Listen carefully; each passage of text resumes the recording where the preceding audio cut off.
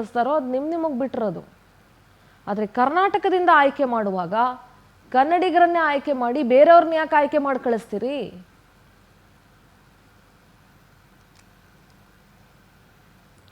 ಇನ್ನು ಎಚ್.ಡಿ. ದೇವೇಗೌಡರು ಎನ್ಡಿಎ ಅಭ್ಯರ್ಥಿಯಾಗಿ ಕಣಕ್ಕಿಳಿಯೋ ವಿಚಾರ. ದೇವೇಗೌಡರು ಮೋದಿಯವರ ಕೈ ಬಲಪಡಿಸೋ ಕೆಲಸ ಮಾಡಿದ್ದಾರೆ. ರಾಜ್ಯಸಭೆಗೆ ಮರುಸ್ಪರ್ಧೆಗೆ ರಾಜ್ಯ ಮಟ್ಟದಲ್ಲಿ ಚರ್ಚೆ ನಡೆದಿರಲಿಲ್ಲ ಅಂತ ಬೆಂಗಳೂರಲ್ಲಿ ಬಿಜೆಪಿ ರಾಜ್ಯಾಧ್ಯಕ್ಷ ವಿಜೇಂದ್ರ ಪ್ರತಿಕ್ರಿಯೆ ಕೊಟ್ಟಿದ್ದಾರೆ.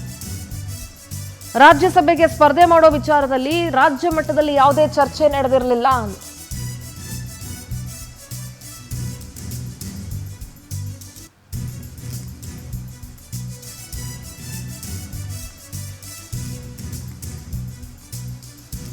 ರಾಜ್ಯ ಮಟ್ಟದಲ್ಲಿ ಚರ್ಚೆ ನಡೆದಿತ್ತೋ ಬಿಟ್ಟಿತ್ತೋ ಅನ್ನೋದಕ್ಕಿಂತ ಹೆಚ್ಚಾಗಿ ಕರ್ನಾಟಕದಿಂದ ಯಾರನ್ನಾದ್ರೂ ಆಯ್ಕೆ ಮಾಡಿದ್ರೆ ಅದು ಕನ್ನಡಿಗರನ್ನೇ ಆಯ್ಕೆ ಮಾಡಿ, ಬೇರೆ ಯಾರನ್ನೋ ಕರ್ನಾಟಕದಿಂದ ಆಯ್ಕೆ ಮಾಡಿ ಕಳಿಸೋ ಅವಶ್ಯಕತೆ ಏನಿದೆ? ಮೋದಿಯವ್ರ ಕೈ ಬಲಪಡಿಸ್ತಾರೋ ಇನ್ನೊಬ್ರು ಕೈ ಬಲಪಡಿಸ್ತಾರೋ